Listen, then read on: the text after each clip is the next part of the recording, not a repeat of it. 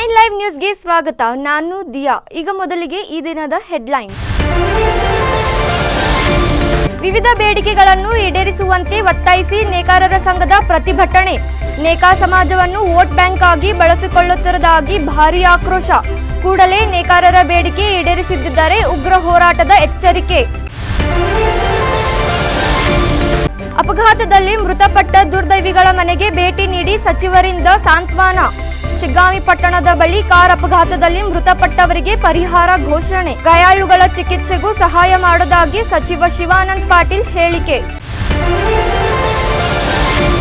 ಸೊರಬ ತಾಲೂಕಾ ಕಚೇರಿಯಲ್ಲಿ ಮಧ್ಯವರ್ತಿಗಳ ಹಾವಳಿ ಬಗ್ಗೆ ಸಚಿವರಿಗೆ ದೂರು ಕೇಳಿ ಬಂದ ಹಿನ್ನೆಲೆ ಅಧಿಕಾರಿಗಳನ್ನು ತರಾಟೆಗೆ ತೆಗೆದುಕೊಂಡು ಸಚಿವರು. ಮಧ್ಯವರ್ತಿಗಳಿಗೆ ಬ್ರೇಕ್ ಹಾಕದಿದ್ದರೆ ಕ್ರಮ ಕೈಗೊಳ್ಳದಾಗಿ ಮಧು ಬಂಗಾರಪ್ಪ ಎಚ್ಚರಿಕೆ. ಈಗ ಇವತ್ತಿನ ಪ್ರಮುಖ ಸುದ್ದಿಗಳು ನಿಮ್ಮ ಮುಂದೆ. ಶಾಲಾ ಮಕ್ಕಳಿಗೆ ವಾರದ 2 ದಿನ ನೀಡಲಾಗುತ್ತಿರುವ ಮೊಟ್ಟೆಯನ್ನು ಅಜೀಂ ಪ್ರೇಮ್ಜಿ ಫೌಂಡೇಶನ್ ಸಹಯೋಗದೊಂದಿಗೆ ಮುಂದಿನ 3 ವರ್ಷಗಳವರೆಗೆ ವಾರದಲ್ಲಿ 6 ದಿನ ವಿತರಿಸುವ ಕಾರ್ಯಕ್ಕೆ ಒಡಂಬಡಿಕೆ ಮಾಡಿಕೊಳ್ಳಲಾಗಿದ್ದು, ಇದಕ್ಕಾಗಿ ಸರ್ಕಾರ 1,500 ಕೋಟಿ ರೂಪಾಯಿಗಳ ಹೆಚ್ಚುವರಿ ವೆಚ್ಚವನ್ನು ಭರಿಸಲಿದೆ ಎಂದು ಸಚಿವ ಮಧು ಬಂಗಾರಪ್ಪ ಹೇಳಿದರು. ಶನಿವಾರ ಶಿವಮೊಗ್ಗ ಜಿಲ್ಲೆಯ ಸೊರಬ ಪಟ್ಟಣದ ತಾಲೂಕಾ ಕಚೇರಿಯಲ್ಲಿ ಸುದ್ದಿಗಾರರೊಂದಿಗೆ ಮಾತನಾಡಿದ ಅವರು, ಪ್ರತಿದಿನ ಬೆಳಗ್ಗೆ 55 ಲಕ್ಷ ಮಕ್ಕಳಿಗೆ ರಾಗಿ ಮಾಲ್ಟ್ ವಿತರಿಸಲಾಗುತ್ತಿದೆ ಎಂದು ತಿಳಿಸಿದರು. ಅಲ್ಲದೆ ಅರಣ್ಯದಂಚಿನಲ್ಲಿ ವಾಸಿಸುವ ವನವಾಸಿಗಳಿಗೆ ಹಕ್ಕುಪತ್ರ ನೀಡುವ ಬಗ್ಗೆ ಕ್ರಮ ವಹಿಸಲಾಗಿದ್ದು, ಯಾರನ್ನೂ ಕೂಡ ಒಕ್ಕಲೆಬ್ಬಿಸುವ ಉದ್ದೇಶ ಸರ್ಕಾರದ ಮುಂದಿಲ್ಲವೆಂದು ತಿಳಿಸಿದರು. ಇನ್ನು ಜಿಲ್ಲೆಯ ಕೃಷಿ ಮತ್ತು ಕೈಗಾರಿಕಾ ಚಟುವಟಿಕೆಗಳಿಗೆ ಸಹಕಾರಿಯಾಗುವಂತೆ ವಿವಿಧ ಸ್ಥಳಗಳಲ್ಲಿ ವಿದ್ಯುತ್ ಉಪಕೇಂದ್ರಗಳನ್ನು ಆರಂಭಿಸಲು ಉದ್ದೇಶಿಸಲಾಗಿದೆ. ಹಾಗೆ ಕೃಷಿ ಚಟುವಟಿಕೆಗಳಿಗೆ ಸೋಲಾರ್ ಬಳಕೆಗೆ ಉತ್ತೇಜನ ನೀಡಲು ವಿಶೇಷ ಗಮನ ಹರಿಸಲಾಗುವುದು ಎಂದು ತಿಳಿಸಿದರು. 1,500 ಕೋಟಿ ನಮ್ಮ ಇಲಾಖೆಗೆ ಮೊಟ್ಟೆ ಲೆಕ್ಕದಲ್ಲಿ ಅಜೀಂ ಪ್ರೇಮ್ಜಿ ಫೌಂಡೇಶನ್ ಅವರು ಕೊಡ್ತಾ ಇದ್ದಾರೆ. ಬಹಳ ಹೆಮ್ಮೆ ಇದೆ, ನನಗೆ ಸಂತೋಷ ಇದೆ. ಇದೊಂದು ಇತಿಹಾಸ. ಯಾರು ಮೊಟ್ಟೆ ತಿನ್ನಲ್ಲ ಅವ್ರಿಗೆ ಅದೇ ಸೇಮ್ ರೂಲ್ಸ್. ಈ ವಾರದಲ್ಲಿ 2 ದಿವಸ ಕೊಡ್ತಿದ್ರು 10ನೇ ಕ್ಲಾಸ್ವರೆಗೂ. ನಾನು ಬಂದಾಗ ನೀವು ತಿಳ್ಕೊಳ್ಬೇಕಾಗತ್ತೆ, ಬರೀ 8ನೇ ಕ್ಲಾಸ್ವರೆಗೂ ಮಾತ್ರ 1 ಮೊಟ್ಟೆ ಕೊಡೋರು. ನಾವು ಬಂದಮೇಲೆ ಅದು 10ನೇ ಕ್ಲಾಸ್ವರೆಗೂ ಮಾಡಿ ವಾರದಲ್ಲಿ 2 ಮೊಟ್ಟೆ ಮಾಡಿ ಈಗ ವಾರದಲ್ಲಿ 6 ಮೊಟ್ಟೆ ಮಾಡ್ತಕ್ಕಂಥದ್ದು 3 ವರ್ಷಕ್ಕೆ. ಈ MOU 3 ವರ್ಷ ಆದಮೇಲೆ ನಾವು ಚೆನ್ನಾಗಿ ಅದೆಲ್ಲ ರಿಪೋರ್ಟ್ ಇತ್ತು, ಏನು ತೊಂದರೆ ಇಲ್ಲ ಅಂತ ಮತ್ತೆ ಅದನ್ನ ರಿವ್ಯೂ ಮಾಡ್ತಾರೆ. ಇನ್ನು ಮುಂದಿನ 1 ತಿಂಗಳಿನಲ್ಲಿ ಸೊರಬ ತಾಲೂಕಿನಲ್ಲಿ 140 ಕೋಟಿ ರು ವೆಚ್ಚಗಳ ವಿವಿಧ ಅಭಿವೃದ್ಧಿ ಕಾಮಗಾರಿಗಳಿಗೆ ಚಾಲನೆ ನೀಡಲಾಗುವುದು. ಹಾಗೆ ವರದಾ ನದಿಗೆ ಬ್ಯಾರೇಜ್ ಹಾಗೂ ತಡೆಗೋಡೆ ನಿರ್ಮಾಣಕ್ಕೆ 62 ಕೋಟಿ ರೂಪಾಯಿ ಮಂಜೂರಾಗಿದ್ದು, ಶೀಘ್ರದಲ್ಲಿಯೇ ಕಾರ್ಯಾರಂಭಗೊಳ್ಳಲಿದೆ ಎಂದು ತಿಳಿಸಿದರು.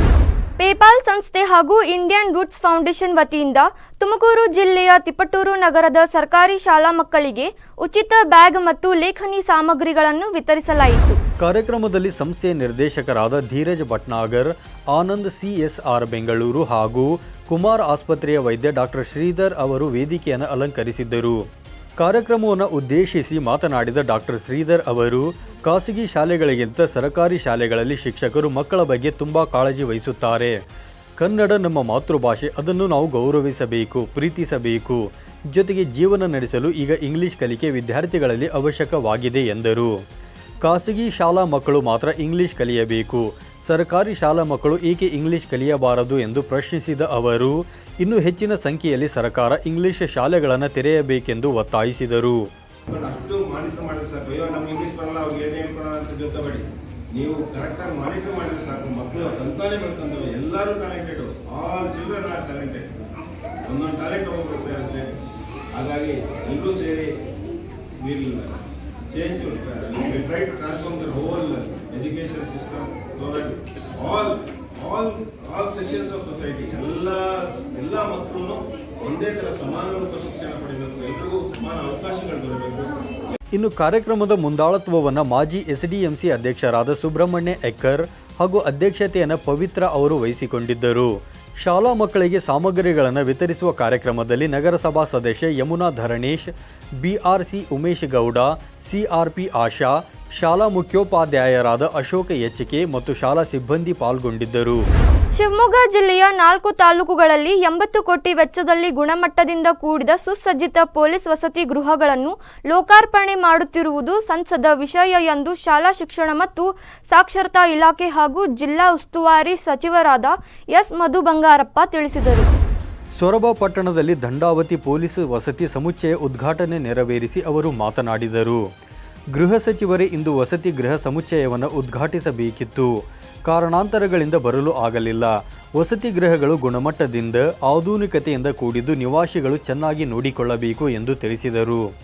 ಜತೆಗೆ ಜಿಲ್ಲೆಯಲ್ಲಿ ಗಾಂಜಾ ಸೇರಿದಂತೆ ಇತರೆ ಕಾನೂನು ಬಾಹಿರ ವ್ಯವಹಾರಕ್ಕೆ ಪೊಲೀಸ್ ಇಲಾಖೆ ಕಡಿವಾಣ ಹಾಕಬೇಕು ಹಾಗೂ ಸಾರ್ವಜನಿಕರು ಕೂಡ ಗಾಂಜಾ ಬೆಳೆಸಬೇಡಿ ಎಂದು ಮನವಿ ಮಾಡಿದರು. ಅವರಲ್ಲೂ ಕೂಡ ಮತ್ತು ನನಗೆ ಭಾಳ ಸಂತೋಷ, ಮಿಥುನ್ ಅವರು ನಾನು ಹೇಳಿದೆ ಸ್ವಲ್ಪ ಈ ಗಾಂಜಾ ಮತ್ತು ಇಲ್ಲಿಗಲ್ ಆ್ಯಕ್ಟಿವಿಟೀಸ್ ಅದನ್ನು ಭಾಳ ಸ್ಟ್ರೈಕ್ ಮಾಡಬೇಕು. ನಾವು ಯಾರು ಸೇವನೆ ಮಾಡ್ತಾರೆ ಅನ್ನೋದಕ್ಕಿಂತ ಯಾರು ಅದನ್ನು ವ್ಯವಹಾರ ಮಾಡ್ತಾರೆ, ಯಾರು ಶುರು ಮಾಡ್ತಾರೆ ಅಲ್ಲೇ ನಾವು ಉಪಲಬ್ಧ ಹಾಕಬೇಕು. ಅದು ಯಾಕೆಂದರೆ ಆಗೋದಿಲ್ಲ. ನಮ್ಮ ಮಕ್ಕಳಿಗೆ ಈಗ ನಮ್ಮ ಮಕ್ಕಳೇ ಹೋಗಿ ಅದನ್ನು ಒಂದು ಕೆಟ್ಟ ಬುದ್ಧಿಯನ್ನು ಇಲ್ಲ ಇಂಥ ಒಂದು ಕೆಟ್ಟ ಚಟಗಳಿಗೆ ಬಂದುಬಿಟ್ರೆ ಸಾಮಾಜಿಕವಾಗಿ ಬೇರೆ ಬೇರೆ ಕ್ರಿಮಿನಲ್ ಡೈರೆಕ್ಷನ್ಸ್ ಹೊರಟೋಗ್ತವೆ. ಈ ಸಂದರ್ಭದಲ್ಲಿ ಡಿಜಿಪಿ ಡಾಕ್ಟರ್ ಕೆ ರಾಮಚಂದ್ರರಾವ್, ಜಿಲ್ಲಾ ಪೊಲೀಸ್ ವರಿಷ್ಠಾಧಿಕಾರಿ ಮಿಥುನ್ ಕುಮಾರ್, ದಾವಣಗೆರೆ ಪೂರ್ವ ವಲಯದ ಉಪ ಪೊಲೀಸ್ ಮಹಾನಿರ್ದೇಶಕ ಬಿ ರಮೇಶ್ ಸೇರಿದಂತೆ ಪುರಸಭೆ ಸದಸ್ಯರು ಹಾಗೂ ಮತ್ತಿತರರು ಉಪಸ್ಥಿತರಿದ್ದರು. ಶಿಗ್ಗಾಂವಿ ಹೊರವಲಯದ ಸವನೂರು ರಸ್ತೆಯಲ್ಲಿ ಶನಿವಾರ ಕಾರು ಮರಕ್ಕೆ ಡಿಕ್ಕಿ ಹೊಡೆದು ಮೃತಪಟ್ಟ ಕಲ್ಯಾಣ ಗ್ರಾಮದ ಯುವಕ ಕಲ್ಮೇಶ್ ರಾಮಣ್ಣ ಮನೋಜಿ ಯವರ ಮನೆಗೆ ರವಿವಾರ ಆಗಮಿಸಿದ ಜಿಲ್ಲಾ ಉಸ್ತುವಾರಿ ಸಚಿವ ಶಿವಾನಂದ ಪಾಟೀಲ್ ಕುಟುಂಬದವರಿಗೆ ಧೈರ್ಯ ತುಂಬಿ ಸಾಂತ್ವನ ಹೇಳಿದರು. ನಂತರ ಸುದ್ದಿಗಾರರೊಂದಿಗೆ ಮಾತನಾಡಿದ ಅವರು, ಇದೊಂದು ಆಕಸ್ಮಿಕವಾಗಿ ಸಂಭವಿಸಿದ ದುರ್ಘಟನೆಯಾಗಿದೆ. ಘಟನೆಯಲ್ಲಿ ಸವಣೂರು ತಾಲೂಕಿನ ಬೇವನಹಳ್ಳಿ ಗ್ರಾಮದ ನೀಲಪ್ಪ ಮೂಲಿಮನಿ, ಸುದೀಪ್ ಬೇವಿನಹಳ್ಳಿ, ಶಿವನಗೌಡ ಯಲ್ಲನಗೌಡ ಹಾಗೂ ಕಲ್ಮೇಶ ಮನೋಜಿ ಮತ್ತು ವಿನಾಯಕ ನಾಗನೂರು ಎಂಬುವರು ಮೃತಪಟ್ಟಿದ್ದಾರೆ. ಈ 5 ಕುಟುಂಬಗಳಿಗೆ ವೈಯಕ್ತಿಕವಾಗಿ ತಲಾ 1 ಲಕ್ಷ ಧನ ಸಹಾಯ ಮಾಡಲಾಗಿದೆ. ಅಲ್ಲದೆ ಸರ್ಕಾರದಿಂದಲೂ ಪ್ರತಿ ಕುಟುಂಬಕ್ಕೆ 2 ಲಕ್ಷ ರು ನೀಡುವುದಾಗಿ ಘೋಷಿಸಿದರು. ಇನ್ನು ಘಟನೆಯಲ್ಲಿ ಗಾಯಗೊಂಡು ಚಿಕಿತ್ಸೆ ಪಡೆಯುತ್ತಿರುವ ನಾಗಪ್ಪ ಎಮ್ಮಿ ಹಾಗೂ ಸಚಿನ್ ಎಮ್ಮಿ ಅವರ ಚಿಕಿತ್ಸೆಗೆ ಸಹಾಯ ನೀಡಲಾಗುವುದು. ಅಲ್ಲದೆ ದೇವರು ಕುಟುಂಬಸ್ಥರಿಗೆ ದುಃಖ ಭರಿಸುವ ಶಕ್ತಿ ನೀಡಲಿ ಎಂದು ಅವರು ಈ ವೇಳೆ ತಿಳಿಸಿದರು. ಅಷ್ಟೇ ಯಾವುದೇ ರೀತಿಯಿಂದ ಅದು ನೋಡಿದ್ರೆ ಸ್ಪಾಟ್ ನಾನು ನೋಡೇ ಬಂದೀನಿ. ಇದ್ರಿಗೆ ಬಂದಂಥ ಯಾವ ವೆಹಿಕಲ್ ಇಲ್ಲ, ಏನಿಲ್ಲ. ಇವರಲ್ಲಿ ಏನು ತಪ್ಪಾಗಿದ್ದು ಗೊತ್ತಾಗಂಗಿಲ್ಲ. ನೋಡಿದ್ರೆ ಸ್ಪಾಟ್ನಾಗ ಇಷ್ಟು ಯುವಕರು ತೀರ್ಕೊಂಡಾರಂದ್ರೆ ಅವ್ರ ಮನೆ ತಂದೆಲ್ಲ ಹಿರಿಯರಿಗಾಗಲಿ ಕಿರಿಯರಿಗಾಗಲಿ ಇದೊಂದು ಭಾಳ ಆಘಾತ ತರಿಸೋದು. ಈ ದುಃಖ ಬರೆಸ್ತಕ್ಕಂಥ ಶಕ್ತಿ ಭಗವಂತ ಅವ್ರಿಗೆ ಕೊಡಲಿ. ಈಗ ಸರ್ಕಾರದಿಂದಲೂ ಕೂಡ ನಾವು ಪರಿಹಾರ ಕೊಡಿಸ್ಬೇಕಂತೇಳಿ ಪ್ರಯತ್ನ ಮಾಡಿಸಿ ಏನೋ ಸುದ್ದಿ ಮುಗಿಸಿದ್ದೀವಿ. ಈ ಸಂದರ್ಭದಲ್ಲಿ ಗಡಿ ಅಭಿವೃದ್ಧಿ ಪ್ರಾಧಿಕಾರದ ಅಧ್ಯಕ್ಷ ಸೋಮಣ್ಣ ಬೇವಿನ ಮರದ್, ಹಾವೇರಿ ಕಾಂಗ್ರೆಸ್ ಜಿಲ್ಲಾ ಅಧ್ಯಕ್ಷ ಸಂಜೀವ್ ನೀರಲಗಿ,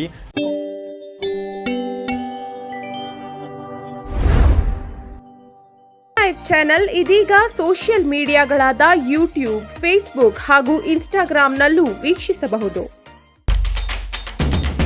9 ಲೈವ್ ವಾಹಿನಿಯ ಜನಪ್ರಿಯ ಕಾರ್ಯಕ್ರಮ ಶುಚಿ ರುಚಿ.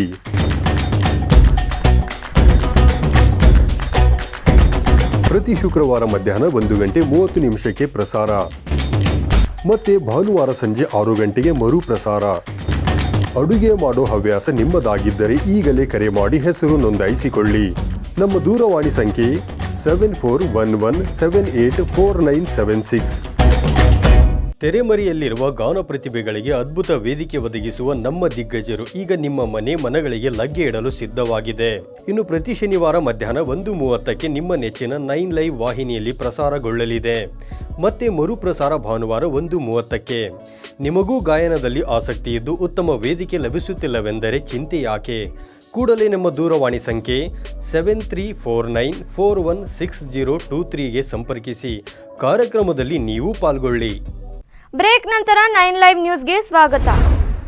ರಾಜ್ಯ ಸರ್ಕಾರಿ ನೌಕರರ ಸಂಘದ ತಾಲೂಕು ಘಟಕದ ವತಿಯಿಂದ 2022-23-24 ಸಾಲಿನಲ್ಲಿ ಎಸ್ಎಸ್ಎಲ್ಸಿ ಮತ್ತು ಪಿಯುಸಿನಲ್ಲಿ ಉತ್ತಮ ಅಂಕ ಪಡೆದು ಸಾಧನೆ ಮಾಡಿದ ವಿದ್ಯಾರ್ಥಿಗಳಿಗೆ ಬೆಳಗಾವಿ ಜಿಲ್ಲೆಯ ಕಿತ್ತೂರು ಪಟ್ಟಣದ ಗುರುಭವನದಲ್ಲಿ ವಿಶೇಷ ಸನ್ಮಾನ, ಸ್ವಾಗತ ಹಾಗೂ ಬೀಳ್ಕೊಡುವ ಸಮಾರಂಭ ಕಾರ್ಯಕ್ರಮವನ್ನು ಹಮ್ಮಿಕೊಳ್ಳಲಾಗಿತ್ತು. ಈ ವಿಶಿಷ್ಟ ಸಮಾರಂಭವು ಕಿತ್ತೂರು ತಾಲೂಕಿನ ಸರಕಾರಿ ನೌಕರರ ಸಂಘದ ಅಧ್ಯಕ್ಷರಾದ VS ಬರಗಾಲಿ ಅವರ ಅಧ್ಯಕ್ಷತೆಯಲ್ಲಿ ಜರುಗಿತು. ಇನ್ನು ಸಮಾರಂಭದ ದಿವ್ಯ ಸಾನ್ನಿಧ್ಯವನ್ನು ಕಲ್ಮಠದ ಪರಮ ಪೂಜ್ಯ ಶ್ರೀ ಮಡಿವಾಳ ರಾಜಯೋಗೇಂದ್ರ ಸ್ವಾಮೀಜಿಗಳು ವಹಿಸಿಕೊಂಡಿದ್ದರು. ಕಾರ್ಯಕ್ರಮದ ಉದ್ಘಾಟಕರಾಗಿ ಶಾಸಕರಾದ ಬಾಬಾ ಸಾಹೇಬ್ ಪಾಟೀಲ್ ಆಗಮಿಸಿದ್ದರು. ಈ ವೇಳೆ ಕಿತ್ತೂರು ಕ್ಷೇತ್ರ ಸರಕಾರಿ ನೌಕರರ ಸಂಘದ ವತಿಯಿಂದ ಶಾಸಕರಿಗೆ ತಮ್ಮ ಬೇಡಿಕೆ ಈಡೇರಿಸುವಂತೆ ಮನವಿಯನ್ನು ಸಲ್ಲಿಸಲಾಯಿತು. ಮನವಿ ಸ್ವೀಕರಿಸಿ ಮಾತನಾಡಿದ ಅವರು, ಸರ್ಕಾರಿ ನೌಕರರ 3 ಬೇಡಿಕೆಗಳ ಬಗ್ಗೆ ಮುಖ್ಯಮಂತ್ರಿಗಳಿಗೆ ಗಮನಕ್ಕೆ ತರುತ್ತೇನೆ. ನಿಮ್ಮ ಬೇಡಿಕೆಗಳನ್ನು ಈಡೇರಿಸಲು ಸರ್ಕಾರ ಸದಾ ಸಿದ್ಧವಾಗಿರುತ್ತದೆ ಎಂದು ಹೇಳಿದರು. ಅಲ್ಲದೆ ಒಳ್ಳೆಯ ಶಿಕ್ಷಣ ಮಕ್ಕಳಿಗೆ ನೀಡಿ ಬರುವ ದಿನಮಾನಗಳಲ್ಲಿ ಮಕ್ಕಳಿಗೆ ಹೆಚ್ಚಿನ ಅಂಕ ಪಡೆದು ಉತ್ತಮ ಸಾಧನೆಗೈದ ಮಕ್ಕಳನ್ನು ಗುರುತಿಸಿ ಸನ್ಮಾನಿಸುವ ಕಾರ್ಯಕ್ರಮ ಪ್ರತಿ ವರ್ಷ ಹೀಗೆ ನಡೆಯಲಿ ಎಂದು ಮಕ್ಕಳಿಗೆ ಶುಭ ಕೋರಿದರು. ಸಮಾರಂಭದಲ್ಲಿ ತಾಲೂಕಾ ದಂಡಾಧಿಕಾರಿ ರವೀಂದ್ರ ಹಾದಿಮನಿ, ತಾಲೂಕಾ ಪಂಚಾಯಿತಿ ಇಒ ಕಿರಣ್ ಗೋರ್ಪಡೆ, ಕ್ಷೇತ್ರ ಶಿಕ್ಷಣಾಧಿಕಾರಿ CY ತುಬಾಕಿ, ಎಲ್ಲ ಇಲಾಖೆಯ ನೌಕರರ ಬಳಗ ಸೇರಿದಂತೆ ಶಾಲಾ ಶಿಕ್ಷಕರು ಉಪಸ್ಥಿತರಿದ್ದರು. ಸೊರಬ ತಾಲೂಕು ಕಚೇರಿಯಲ್ಲಿ ಮಧ್ಯವರ್ತಿಗಳ ಹಾವಳಿ ಹೆಚ್ಚಾಗಿರುವ ಬಗ್ಗೆ ದೂರು ಬಂದಿದ್ದು, ಅಂತಹವರ ವಿರುದ್ಧ ಸೂಕ್ತ ಕ್ರಮ ಕೈಗೊಳ್ಳುವಂತೆ ಶಿವಮೊಗ್ಗ ಜಿಲ್ಲಾ ಉಸ್ತುವಾರಿ ಸಚಿವ ಮಧು ಬಂಗಾರಪ್ಪ ತಹಶೀಲ್ದಾರ್ ಮಂಜುಳಾ ಹೆಗ್ಡಾಳ್ ಅವರಿಗೆ ಸೂಚಿಸಿದರು. ಶನಿವಾರ ಸೊರಬ ಪಟ್ಟಣದ ತಾಲೂಕಾ ಕಚೇರಿ ಸಭಾಂಗಣದಲ್ಲಿ ಹಮ್ಮಿಕೊಂಡಿದ್ದ ತಾಲೂಕಾ ವಿಪತ್ತು ನಿರ್ವಹಣೆಯ ಸಭೆಯಲ್ಲಿ ಅವರು ಮಾತನಾಡಿದರು. ಮೀಡಿಯೇಟರ್ಗಳ ಹಾವಳಿ ಹೆಚ್ಚಾಗಿರುವ ಬಗ್ಗೆ ಸಾರ್ವಜನಿಕರು ಹಲವಾರು ದೂರುಗಳು ಕೇಳಿಬಂದಿವೆ. ಇದು ಹೀಗೆ ಮುಂದುವರೆದರೆ ಮುಂದಿನ KDP ಸಭೆಯಲ್ಲಿ ದಾಖಲೆಗಳೊಂದಿಗೆ ಅಧಿಕಾರಿಗಳ ವಿರುದ್ಧ ಸೂಕ್ತ ಕ್ರಮ ಕೈಗೊಳ್ಳಲಾಗುವುದು ಎಂದು ಎಚ್ಚರಿಕೆ ನೀಡಿದರು. ಅಲ್ಲದೆ ಸರ್ಕಾರಿ ಕಚೇರಿಗಳಲ್ಲಿ ಜನಸಾಮಾನ್ಯರು ತಮ್ಮ ಕೆಲಸವನ್ನು ಮುಕ್ತವಾಗಿ ಮಾಡಿಕೊಳ್ಳುವ ವಾತಾವರಣ ನಿರ್ಮಾಣವಾಗಬೇಕು. ಇನ್ನು ವಿದ್ಯುತ್ ಸಮಸ್ಯೆ ಬಗ್ಗೆ ಸಾರ್ವಜನಿಕರು ಅಧಿಕಾರಿಗಳ ಗಮನಕ್ಕೆ ತಂದಾಗ ಮೆಸ್ಕಾಂ ಅಧಿಕಾರಿಗಳು ಹಾಗೂ ಲೈನ್ ಮ್ಯಾನ್ಗಳು ಕೂಡಲೇ ಸ್ಪಂದಿಸಬೇಕು. ಸ್ಪಂದಿಸದೇ ಇದ್ದ ಬಗ್ಗೆ ದೂರುಗಳು ಕೇಳಿಬಂದರೆ ಅಂತವರ ಮೇಲೆ ನಿರ್ದಾಕ್ಷಿಣ್ಯ ಕ್ರಮ ಕೈಗೊಳ್ಳಲಾಗುವುದು ಎಂದು ಅವರು ಎಚ್ಚರಿಸಿದರು.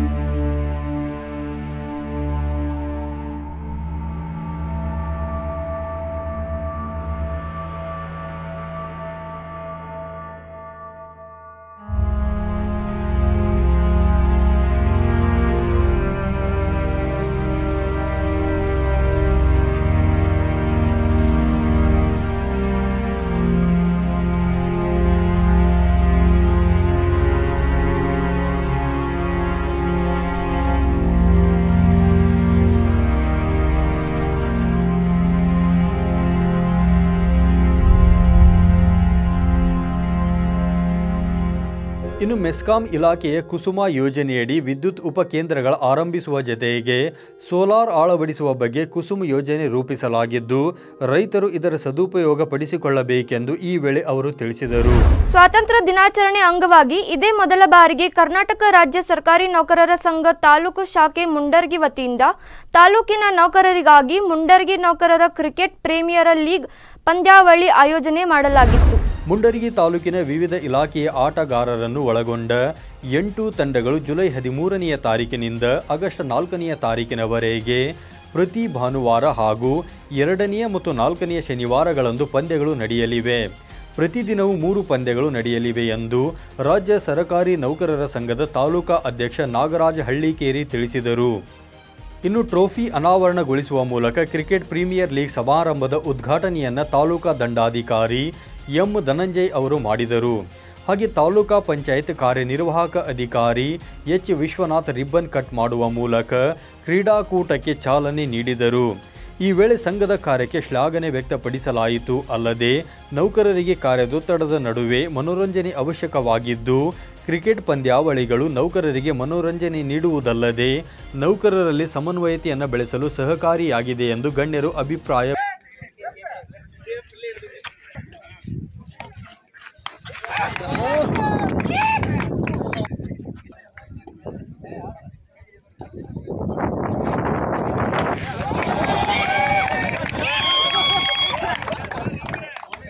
ಉದ್ಘಾಟನಾ ಸಮಾರಂಭದ ಮುಖ್ಯ ಅತಿಥಿಗಳಾಗಿ ಮುಂಡರಗಿ ಸಿಪಿಐ ಮಂಜುನಾಥ್ ಕುಸುಗಲ್, ಸಮಾಜ ಕಲ್ಯಾಣ ಇಲಾಖೆಯ ಸಹಾಯಕ ನಿರ್ದೇಶಕ ಉದಯ್ ಕುಮಾರ್ ಯಲಿವಾಳ್, ಹಿಂದುಳಿದ ವರ್ಗಗಳ ಕಲ್ಯಾಣಾಧಿಕಾರಿ ಶಿವಯೋಗಿ ಕಲ್ಮಠ್ ಸೇರಿದಂತೆ ಇತರರು ಆಗಮಿಸಿದ್ದರು. ಸೊರಬ ಪಟ್ಟಣದ ದಾರು ಇಸ್ಲಾಂ ಶಾದಿ ಮಹಲ್ನಲ್ಲಿ ಭಾನುವಾರ ಅಲ್ಬಿರ್ ಸೇವಾ ಟ್ರಸ್ಟ್, ಮಲ್ನಾಡ್ ಲೈಫ್ಲೈನ್ ಆಸ್ಪತ್ರೆ, ಆಶಾ ಜ್ಯೋತಿ ಸ್ವಯಂ ಪ್ರೇರಿತ ರಕ್ತ ಕೇಂದ್ರ ಶಿವಮೊಗ್ಗ ಇವರುಗಳ ಸಂಯುಕ್ತ ಆಶ್ರಯದಲ್ಲಿ ಉಚಿತ ಆರೋಗ್ಯ ತಪಾಸಣಾ ಶಿಬಿರ ಹಾಗೂ ಸ್ವಯಂ ಪ್ರೇರಿತ ರಕ್ತದಾನ ಶಿಬಿರ ನಡೆಯಿತು. ಇನ್ನು ಕಾರ್ಯಕ್ರಮದಲ್ಲಿ ವಿವಿಧ ಕ್ಷೇತ್ರಗಳಲ್ಲಿ ಸೇವೆ ಸಲ್ಲಿಸುತ್ತಿರುವವರನ್ನು ಸನ್ಮಾನ ಮಾಡಲಾಯಿತು. ನಂತರ ಸಭೆಯ ಅಧ್ಯಕ್ಷತೆ ವಹಿಸಿದ್ದ ಟ್ರಸ್ಟ್ ಅಧ್ಯಕ್ಷ ಮೌಲಾನಾ ರಿಯಾಜ್ ಅಹಮದ್ ಉಮ್ರಿ ಮಾತನಾಡಿ, ವಿಜ್ಞಾನ ತಂತ್ರಜ್ಞಾನ ಮುಂದುವರೆದ ಈ ಕಾಲದಲ್ಲೂ ಕೃತಕ ರಕ್ತವನ್ನು ಸೃಷ್ಟಿಸಲು ಸಾಧ್ಯವಾಗುತ್ತಿಲ್ಲ. ರಕ್ತಕ್ಕೆ ಯಾವುದೇ ಜಾತಿ ಮತ ಪಂಥ ಭೇದವಿಲ್ಲವೆಂದರು. ರಕ್ತದಾನ ಶ್ರೇಷ್ಠ ದಾನ. ರಕ್ತವನ್ನು ಯಾರು ದಾನ ಮಾಡ್ತಾರೆ ದಾನಿಗಳು ಅವರು ಶ್ರೇಷ್ಠರು ಅಂತ ಅರ್ಥ. ರಕ್ತವನ್ನು ಯಾರು ದಾನ ಮಾಡ್ತಾರೆ ದಾನಿಗಳು ಯಾವ ಉದ್ದೇಶ ಇದೆ ಅಂತೇಳಿ ಇದರಿಂದ ಒಂದು ಜೀವ ಉಳಿಯಬೇಕು, ಜೀವನ ಸಾಕಬೇಕು, ಜೀವನ ಉಳಿಯಬೇಕು, ರೋಗಿಗಳಿಗೆ ಮತ್ತು ಪೇಷಂಟ್ಸ್ಗಳಿಗೆ ಮತ್ತು ಮನುಷ್ಯರಿಗೆ ಇದರಿಂದ ಒಂದು ಅನುಕೂಲ ಆಗಬೇಕು ಅಂತ ಹೇಳಿ ರಕ್ತವನ್ನು ದಾನ ಮಾಡ್ತಾರೆ. ಇದಕ್ಕೆ ರಕ್ತವನ್ನು ದಾನ ಮೇಲೆ ದಾನಿಗಳು ಏನು ರಕ್ತ ಮಾಡ್ತಾರೆ ಅದು ಶ್ರೇಷ್ಠರು. ಇದೇ ವೇಳೆ ರಾಷ್ಟ್ರ ಪ್ರಶಸ್ತಿ ಪುರಸ್ಕೃತ ಹಿರಿಯ ವೈದ್ಯ ಡಾಕ್ಟರ್ MK ಭಟ್ ಮಾತನಾಡಿ, ರಕ್ತದಾನ ಮಾಡಿದ ತೃಪ್ತಿ ದೇಹದ ಆರೋಗ್ಯ ವೃದ್ಧಿಗೆ ಕಾರಣವಾಗುತ್ತದೆ. ರಕ್ತದಾನಕ್ಕೆ ಯಾವುದೇ ಮಡಿವಂತಿಕೆ ಇಲ್ಲವೆಂದರು. ಇನ್ನು ಸಾರ್ವಜನಿಕ ಆಸ್ಪತ್ರೆಯ ಆಡಳಿತ ವೈದ್ಯಾಧಿಕಾರಿ ಡಾಕ್ಟರ್ ಪ್ರಭು ಕೆ ಸಾಹುಕಾರ್ ಮಾತನಾಡಿ, ಕಳೆದ 5 ದಶಕಗಳಿಂದ ಇಲ್ಲಿ ವೈದ್ಯಕೀಯ ಸೇವೆ ನೀಡುತ್ತಿರುವ MK ಭಟ್ ಮತ್ತು ಸೈಯದ್ ಹಾಶಂ ರವರ ಸೇವೆ ಶ್ಲಾಘನೀಯವೆಂದರು. ಈ ಸಂದರ್ಭದಲ್ಲಿ ಪುರಸಭೆ ಸದಸ್ಯೆ ಸುಲ್ತಾನಾ ಬೇಗಂ, ಟ್ರಸ್ಟ್ ಉಪಾಧ್ಯಕ್ಷ ಮೊಹಮ್ಮದ್ ಸಾಬ್, ಕಾರ್ಯದರ್ಶಿ ಜಹೀರುದ್ದೀನ್ ಸೇರಿದಂತೆ ಮತ್ತಿತರರು ಉಪಸ್ಥಿತರಿದ್ದರು. ಕೆಎಚ್ಡಿಸಿ ನಿಗಮದಲ್ಲಿ ನೇಕಾರರಿಗೆ ನಿವೇಶನ ಹಂಚಿಕೆ, ಸಿಟಿಎಸ್ ಉತ್ತಾರ್ ಮತ್ತು ಹಕ್ಕುಪತ್ರ ವಿತರಣೆಯೂ ಸೇರಿದಂತೆ ವಿವಿಧ ಬೇಡಿಕೆಗಳನ್ನು ಮುಂದಿಟ್ಟುಕೊಂಡು ಕರ್ನಾಟಕ ರಾಜ್ಯ ನೇಕಾರ ಸೇವಾ ಸಂಘ ವತಿಯಿಂದ ಹುಬ್ಬಳ್ಳಿಯಲ್ಲಿ ಪ್ರತಿಭಟನೆ ನಡೆಸುವ ಮೂಲಕ ಸಿಎಂ ಸಿದ್ದರಾಮಯ್ಯನವರಿಗೆ ಮನವಿಯನ್ನು ಸಲ್ಲಿಸಲಾಯಿತು. ನಗರದ ಚೆನ್ನಮ್ಮ ವೃತ್ತದಲ್ಲಿನ ಚೆನ್ನಮ್ಮ ಪುತ್ಥಳಿಗೆ ಮಾಲಾರ್ಪಣೆ ಮಾಡಿ ನಂತರ ಪ್ರತಿಭಟನೆ ನಡೆಸಿದ ನೇಕಾರರು ಸರ್ಕಾರವು ತಮ್ಮ ಬೇಡಿಕೆಯನ್ನು ಕೂಡಲೇ ಈಡೇರಿಸಬೇಕೆಂದು ಒತ್ತಾಯಿಸಿದರು. ಹಲವಾರು ವರ್ಷಗಳಿಂದ ನೇಕಾರರು ಅತ್ಯಂತ ಸಂಕಷ್ಟದಲ್ಲಿ ಬದುಕುತ್ತಲಿದ್ದು ಸರ್ಕಾರದ ಕಡೆಯಿಂದ ಯಾವುದೇ ಸ್ಪಂದನೆ ದೊರೆಯುತ್ತಿಲ್ಲ. ನೇಕಾರರ ನಿಗಮವನ್ನು ರಾಜಕೀಯ ನಾಯಕರು ಅಧಿಕಾರಕ್ಕಾಗಿ ಬಳಸಿಕೊಂಡು ನೇಕಾರರನ್ನು ಮತ ಬ್ಯಾಂಕ್ನಂತೆ ಬಳಸಿಕೊಳ್ಳುತ್ತಿದ್ದಾರೆ. ಈ ಕುರಿತು ಸಮಾಜದಲ್ಲಿ ನಾವು ಈಗ ಜಾಗೃತಿ ಮೂಡಿಸಿ ನೇಕಾರರಿಗೆ ಸಲ್ಲಬೇಕಾದ ಸವಲತ್ತುಗಳನ್ನು ಪಡೆಯಲು ಹೋರಾಟ ಮಾಡಲು ಮುಂದಾಗಬೇಕಾಗಿದೆ ಎಂದು ಮನವಿಯನ್ನ ಮಾಡುತ್ತೇವೆ ಎಂದರು.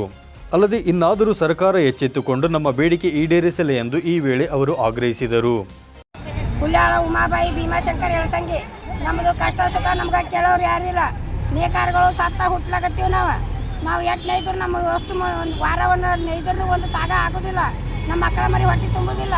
ಒಂದು ಮನೆ ಐತಿ, ಆ ಮನೆ ಒಂದು 20 ತೂತ್ ಬಿದ್ದಾವ, ಪತ್ರಸ್ ಎಲ್ಲ ಹೊಡೆದಾವು. ಆ ಪತ್ರ ಸಹ ನಮ್ಗೆ ಸೋರ್ತತಿ. ಮನೆ ಕಟ್ಕೋತೀವಿ ಅಂದ್ರೆ ಬ್ಯಾಂಕ್ನವ್ರು ಸಾಲನೂ ಕೊಡೋಂಗಿಲ್ಲ. ನಮಗೆ ಯಾರು ಮುಂದಕ್ಕೆ ಬಾ ಅನ್ನಂಗಿಲ್ಲ. ಸಾಲ ಕೊಡೋರು ಅವ್ರು ಏನು ಕೊಡ್ತಾರೋ ಅವ್ರು ಕೊಡೋದು ಅವ್ರ ಕೈಲಿ ಆಗೋದಿಲ್ಲ. ಕೊಡಬೇಡ ಸಾಲ ಅಂತ ನೇಕಾರ ಸಾಲ ಯಾರು ಕೊಡೋದಿಲ್ಲ. ಕೆಎಚ್ಡಿಸಿ ನೇಕಾರರ ಸಮಸ್ಯೆಗಳನ್ನ ಇಟ್ಕೊಂಡು ಇವತ್ತು ಹುಬ್ಬಳ್ಳಿಯಲ್ಲಿ ಬೃಹತ್ ಪ್ರತಿಭಟನೆಯನ್ನು ಮಾಡ್ತಾ ಇದ್ದೀವಿ. ಕೆಎಚ್ಡಿಸಿ ನಿಗಮಕ್ಕೆ ಸಂಬಂಧಪಟ್ಟಂಥ ಮುಖ್ಯ ಕಚೇರಿ ವಿದ್ಯಾನಗರದಲ್ಲಿದ್ದು ಆ ಕಚೇರಿಯ ಮುಂದೆ ಇವತ್ತು ರಾಜ್ಯದ ಎಲ್ಲ ಕೆಎಚ್ಡಿಸಿ ನೇಕಾರರಿಗೆ ನಿವೇಶನಗಳನ್ನ ಹಂಚಿಕೆ ಮಾಡಬೇಕು. ಆಮೇಲೆ ನಾವೇನು ಈಗ ಕೂಲಿ ಮಾಡ್ತಾ ಇದ್ದೀವಿ, ಕೂಲಿಯನ್ನು ಹೆಚ್ಚಳ ಮಾಡಬೇಕು. ಹಾಗೆಯೇ ರಾಜ್ಯದಲ್ಲಿ ಸಾಕಷ್ಟು ನೇಕಾರರು ಇವತ್ತು ಸಾಲದ ಹೊರೆಯಿಂದ ಸಾಕಷ್ಟು ತೊಂದರೆ ಅನುಭವಿಸಕತ್ತಾರೆ. ಸಾಲ ಮನ್ನಾ ಮಾಡಬೇಕು. ಅದೇ ರೀತಿ ಸಿಟಿಎಸ್ ಉತ್ತಾರಗಳನ್ನು ಒದಗಿಸಬೇಕು. ಆಮೇಲೆ ನಮಗೆ ಹಕ್ಕುಪತ್ರಗಳನ್ನು ಒದಗಿಸಿ ಮೂಲಭೂತ ಸೌಕರ್ಯಗಳನ್ನು ಒದಗಿಸಿ ವಸತಿಗಾಗಿ ಅನುಕೂಲತೆ ಮಾಡಿಕೊಡಬೇಕು ಅಂತೇಳಿಂದ ಒತ್ತಾಯಿಸಿ ಈ ಸಂದರ್ಭದಲ್ಲಿ ಸಮಾಜದ ಮಹಿಳೆಯರು ಹಾಗೂ ಹೋರಾಟಗಾರರು ಉಪಸ್ಥಿತರಿದ್ದರು. ಇವಿಷ್ಟು ಈ ಹೊತ್ತಿನ ಪ್ರಮುಖ ಸುದ್ದಿಗಳು. ನಿರಂತರ ಸುದ್ದಿಗಳಿಗಾಗಿ ನೋಡ್ತಾ ಇರಿ 9 ಲೈವ್ ನ್ಯೂಸ್. ಇದು ಸತ್ಯದ ಪ್ರತಿರೂಪ.